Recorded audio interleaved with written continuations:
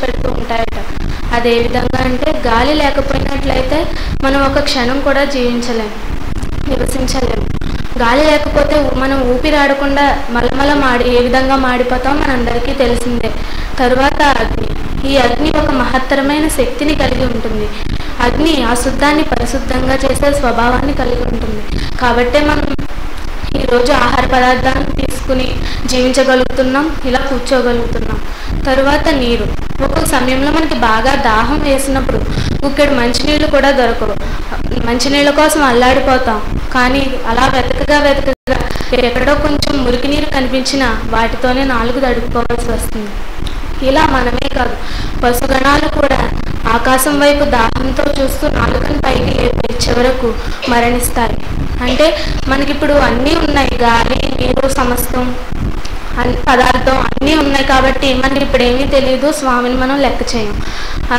అలాగే కాకుండా రోహిణీ కత్తెలో కొన్ని పక్షులు ఆకాశంలో ఎగురుతూ నేల పడిపోతూ ఉంటాయి.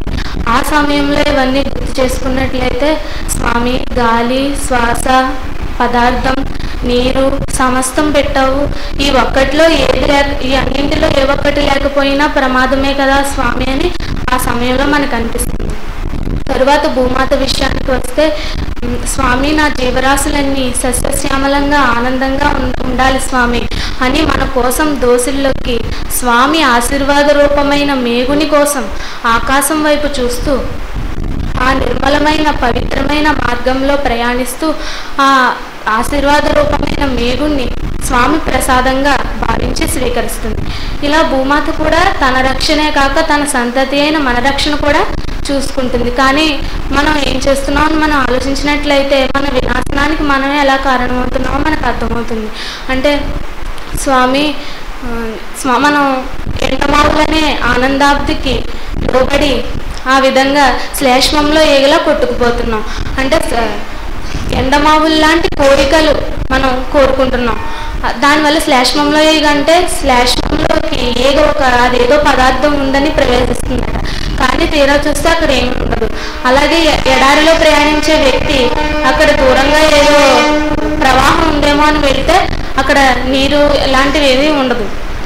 కాబట్టి మనం స్వామి దగ్గరికి వచ్చి కోరుకునే కోరికలు కూడా ఆ విధంగా ఉన్నట్లయితే శ్లేష్మంలో ఏగలా కొట్టుకుపోయే ప్రమాదం ఉంది. కాబట్టి మనం మన భావం ఏ విధంగా ఉండాలి, మనం ఏ విధంగా ఉండాలని ప్రశ్నించుకున్నప్పుడు స్వామి సాన్నిధ్యంలో రెండు చేతులు జోడించి స్వామి నాకు ఈ మహాపదార్థాన్ని ప్రసాదాన్ని నేటికి నాటికి ఎప్పటికీ నాకు ప్రసాదించు తండ్రి అని ఎవరైతే ప్రార్థిస్తారో వారికి నేను మహాప్రసాదాన్ని ప్రసాదిస్తానని సద్గురువర్యులు సెలవిచ్చారు.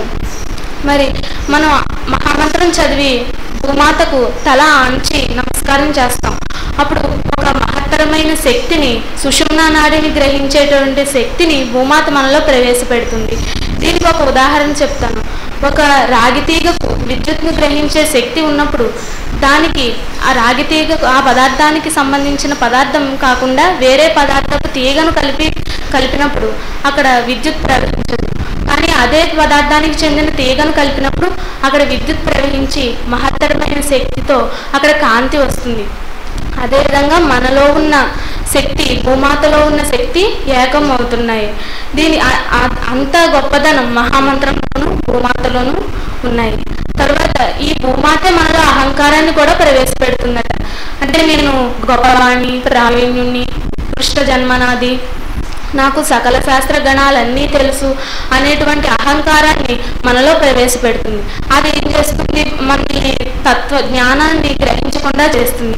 ఒకరిని విమర్శించేలాగా, ఒకరిపై ఈర్ష్యపడేలాగా చేస్తుంది.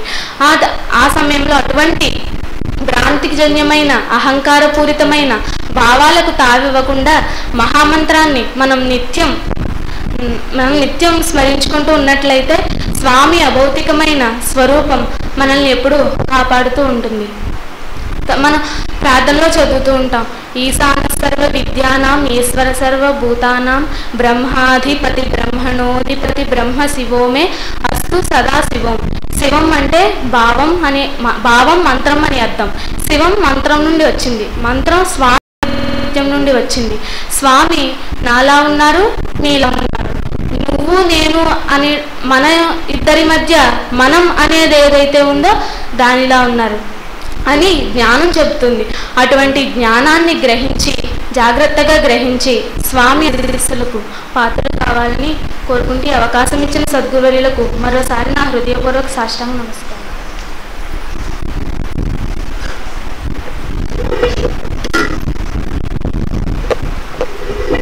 భూమాత అనేటువంటి విషయంలో అమ్మాయి పంచభూతాలు కూడా ఏ విధంగా ఆ యొక్క మానవుడు పంచభూతమయుడిగా ఏ విధంగా ఉన్నాడు, ఆ యొక్క పంచభూతమయుడైనటువంటి మానవుడు ఈ యొక్క పంచభూతాలని ఏ విధంగా సద్వినియోగం చేసుకోవాలి, ఈశ్వర రహస్యాన్ని ఏ విధంగా గ్రహించాలి అనేటువంటి విషయాన్ని చాలా చక్కగా వివరించింది. అమ్మాయికి అభినందనలు.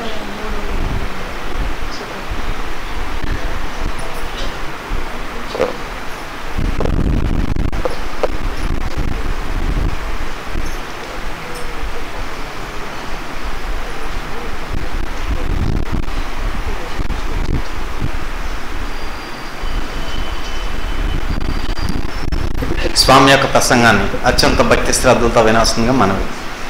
అమ్మ, ఆలస్యంగా వచ్చిన వారు కూడా సెల్ ఫోన్ స్విచ్ ఆఫ్ చేసుకోవాలండి.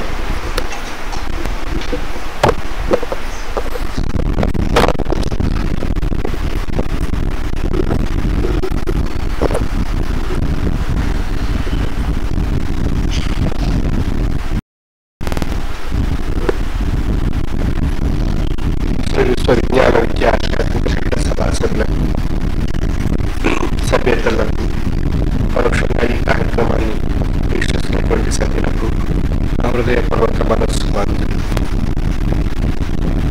విశ్వవిజ్ఞాన విద్య ఆధ్యాత్మిక యొక్క తత్వంలో